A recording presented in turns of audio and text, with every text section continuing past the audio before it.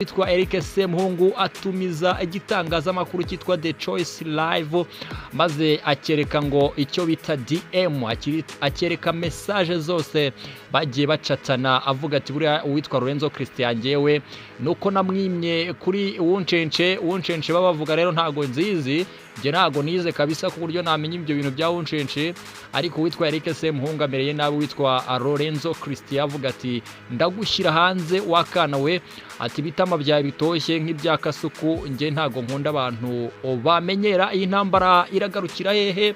Imitwe y'inkuru kuri YouTube irimo iramanuka kabisa, abahungu bayanditse bati live mu rugo kwa Semuhungu ashyize hanze amajwi ya Lorenzo wibasiye Ligani yaranterese byose abishyize hanze.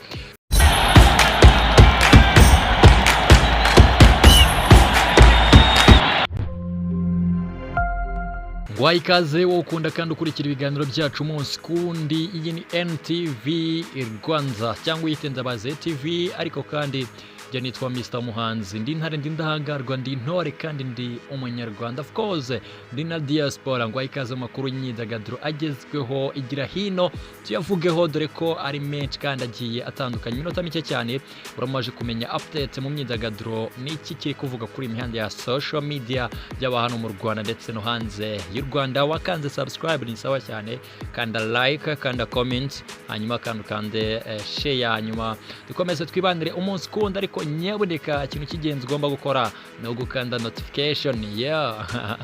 Ni sawa cyane rero, ni umeze neza, ariko ni utanameze neza nabyo Imana iri kubyigaho, ugomba kuba umera neza. Abaye rurageretse hagati ya Eric Semuhungu ndetse na Lorenzo Christian, umunyamakuru w'ikigo cy'igihugu cy'itangazamakuru RBA, by'umwihariko mu rubuga rw'imikino. Barapfiki rero, barapfubusa kabisa, barapfubusa nk'abana basangira ubusa bakitana ibisambo. Uwitwa Eric Semuhungu ku itariki ya 21 ubwo yari yagiye gushyigikira ikipe ye avuga ko afana United Gasogi, ikipe ya KNC imfura iwacu, yaje kugira gutya muri stade arabyina kabisa, karaga ikintu bita mabuno, dore ko n'ubundi basanzwe bamushinja kuba aryamana n'abahuje ibitsina. Uyu rero Eric Semuhungu yaje kuba kabisa atanga icyo bita show, arabyina karahava, abantu bifata ku myanya andanga kumirwa. Witwa Lorenzo Christian rero yaje kuba agira bimwe agenda amuvugaho, avuga ati bira ntibikwiye, ati KNC yakojeje ikintu bita ibaba, akora amabara atabaho, yazanye ingwe mu mujyi neza kujyana umutinganyi muri stade mpuzamahanga ya Kigali, by'umwihariko stade Amahoro. Baje rero kuba bamwururukiraho Umunyamakuru byinshi ibyandika ndetse n'ibyo kuri YouTube ndetse na social media zitandukanye, zose zateruye thumbnail kabisa, amafoto hano wana bakoze ikintu bita thumbnail, urimo urayireba ugahita wikangamo. Witwa Lorenzo Christian afite umusatsi hano kabisa n'amatama ye murayazi. Lorenzo wa RBA ararize, arahogora, arabyemeye byose hamwe na Semuhungu. Abahungu rero abizi ko nta mikino, reka nge nikomereze aya matiku ntago nayavamo, ariko nubundi ni showbiz. Nubwo nakomeje kugenda numva icyitwa showbiz rwose rubanda nyamwinshi batacyakira neza bitewe n'ibiri kuberamo, ariko kandi reka twigarukiye ku witwa Joe Twins. Aba murabazi cyane ni impanga zitwa Angwino Ndebe ndetse na Mpinga Nzima, abongeye kuba bagaruka kuri ya channel yabo nyuma y'ibihe bavuyemo nabyo bitoroshye. Impanga azigarukanye amashimwe, bashimiye abantu bose babafashije. Ono umutwe w'ikiganiro bamaje kuba baprodinga kuri YouTube yabo Joe Twins show, n'ubundi basanzwe bakoreraho. Batise bimeze bite ibya Sabius na nako Murungi Sabe wavugagwa mu nkuru hamwe na Angwino Ndebe, byo biracyakomeje kuba urujijo na n'ubu, ariko nge nikomereje ku nkuru za kasamutwe kwa Nyita Cedric. Uyu nawe ni bloggers, ntago yatanzwe mu kwa prodinga inkuru ziri kuvugwa kuri imihanda. Ati Decat Babalawo avuye imuzi ibya Semuhungu na Lorenzo, ubutinganyi karahabutaka biraza kugarukira hehe? ntago tubizi. Nge rero nikomereje cyane. Witwa Eduse Softman yamaje nawe kuba aririzinga indirimbo nshyashya kabisa imaze iminsi ine yitwa Mermi, mugende muyirebe ibintu by'amatiko mubireke.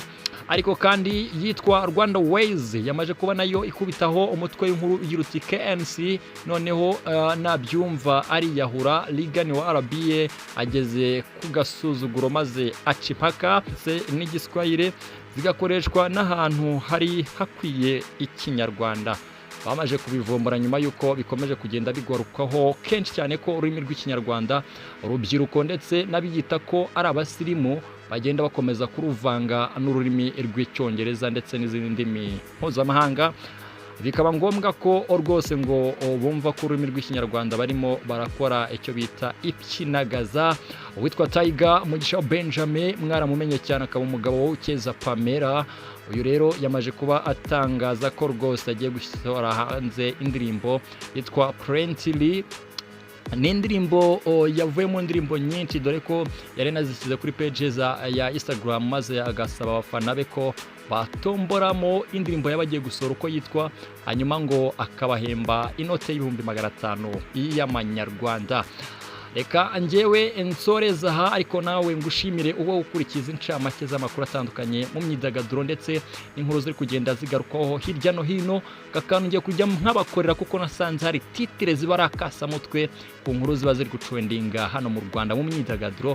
Ako nanjye rero ndaje nge nkakoraho kabisa, mbazanira amatamuneri ya kasa mutwe, mbazanire titire bagiye bakora za kasa mutwe kuko nasanze hari titire ewana umuntu akubita kuri video cyangwa ku nkuru nawe ubwawe wayisoma ugahita wumirwa ukavuga ati aha ndagagaye aciye impaka. Of course ndi Mr Muhanzi, ndi intare, ndi ndahangarwa, ndi intore kandi ndi umunyarwanda unyite diaspora.